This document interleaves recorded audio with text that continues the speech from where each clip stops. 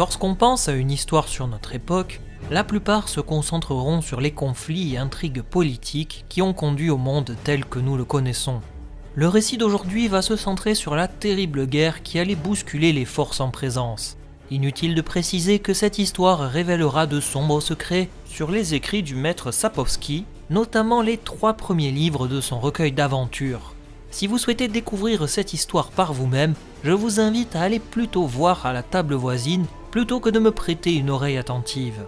Par la même occasion, je tenais à introduire auprès de vous le conteur iconoclaste, amateur lui aussi de récits légendaires et qui nous apportera ses lumières lorsque l'histoire s'y prêtera. Pour contextualiser tout ça, sachez avant tout que Nilfgaard avait réussi à se constituer un empire si immense qu'il devient l'un des plus grands de l'histoire.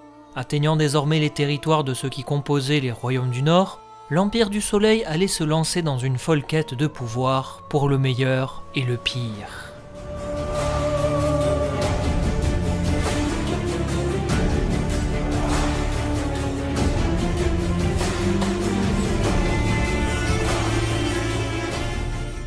Nous sommes au début du XIIIe siècle.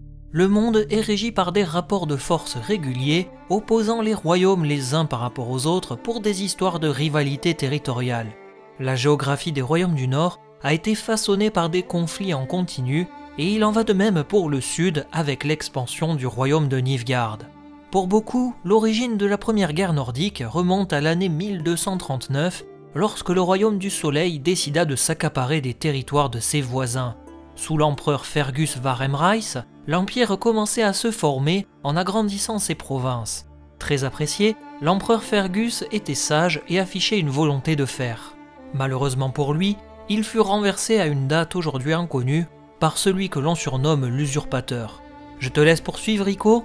Avec plaisir. Faut savoir qu'il est assez difficile de savoir ce qui entraîna la chute de Fergus, tout comme l'identité de cet usurpateur qui laissa une sombre image chez les Nilfgaardiens.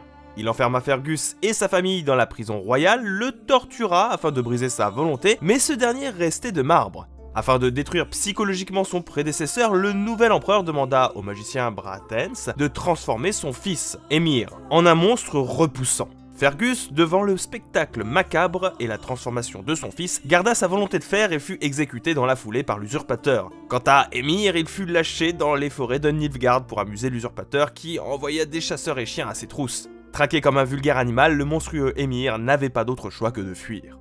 Et c'est d'autant plus vrai que l'usurpateur pensait se débarrasser de lui rapidement, mais c'était peine perdue. Emhyr, sous son apparence de monstre, disparut sans laisser la moindre trace.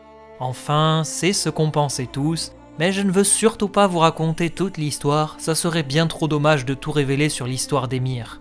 L'usurpateur, débarrassé de la dynastie impériale, continua la politique de son prédécesseur, en poussant encore plus les conquêtes jusqu'à s'accaparer le royaume de Maecht. On ne sait pas vraiment s'il continua les conquêtes au-delà de ce royaume. Sa politique intérieure était avant tout basée sur une amnistie nationale des prisonniers politiques qui s'étaient opposés à la dynastie Emrys, mais exécutant tout de même tous ceux qui s'étaient opposés à lui lors de son coup d'état. Et malheureusement pour lui, il fut lui-même renversé fin des années 1250 par Emhyr Varemreis, qu'il pensait mort depuis des dizaines d'années.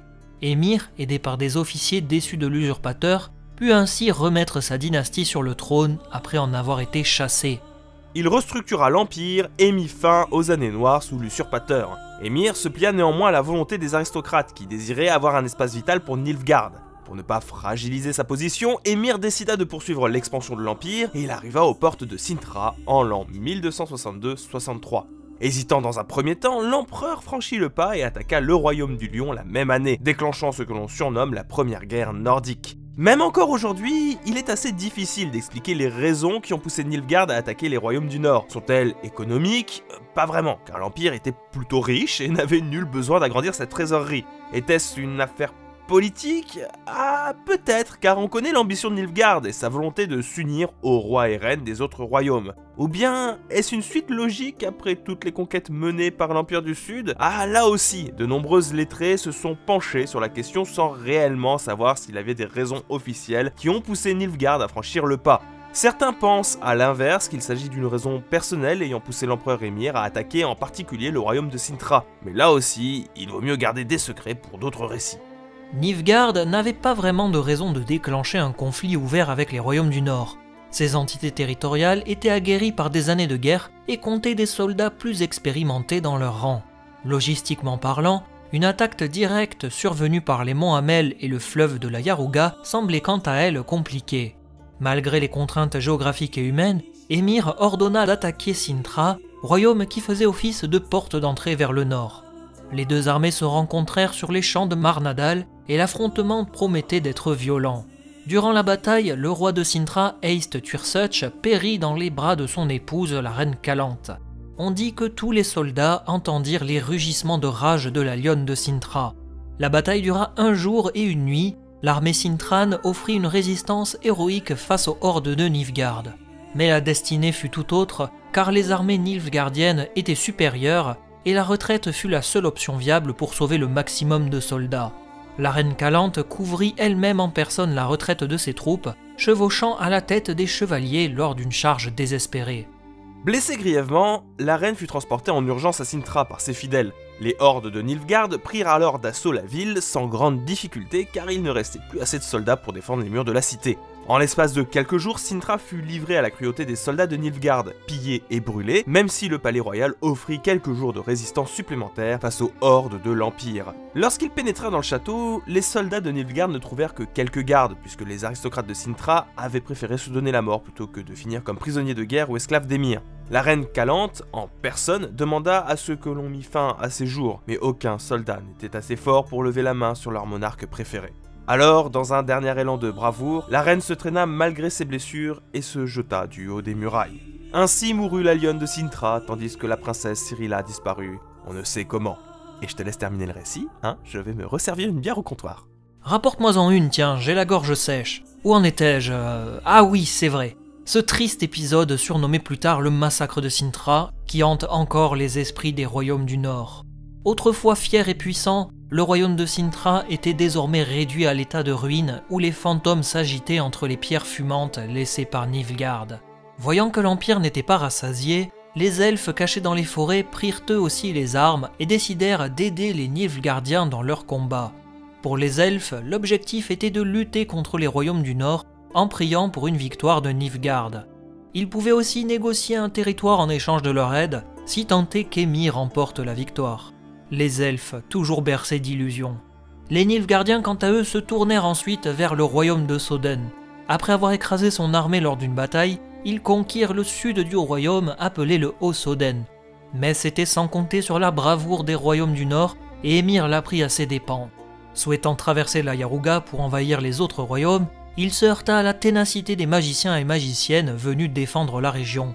Durant la terrible bataille du mont Soden, environ 100 000 soldats de Nilfgaard furent mobilisés et plus de 30 000 périrent.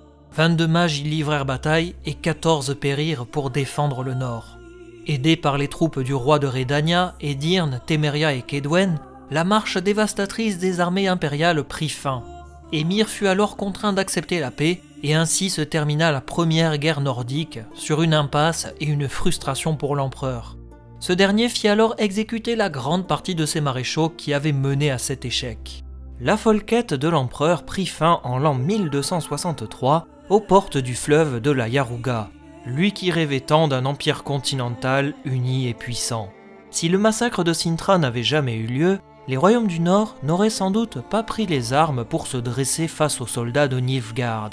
Avec la défaite, l'empereur décida tout de même de placer son feldmarschall Menno Coerurn en tant que gouverneur de la province de Cintra et essaya de concilier le peuple conquis en construisant un mausolée pour la défunte reine Calante en 1264. Guerre violente teintée d'une sombre affaire personnelle, la première guerre nordique laissa des traces indélébiles dans notre époque. Le sorceleur Geralt de Rive en fut lui-même témoin direct et indirect, tout comme la princesse Cyrilla, qui en apparence semblait être la clé de voûte de toute l'histoire. Je préfère vous prévenir d'avance car ce qui va suivre ne sera pas forcément une partie de plaisir. Je dois dès à présent vous quitter car vous savez que la route m'appelle encore et toujours. Néanmoins, je vous laisse en compagnie d'Ico qui, j'en suis sûr, vous contera les aventures de notre sorceleur préféré. Laissez-vous guider, vous n'aurez point à le regretter. Remercions-le de nous avoir aidés à enrichir cette histoire et également encore merci à vous de m'avoir prêté une oreille attentive et à très bientôt, salut.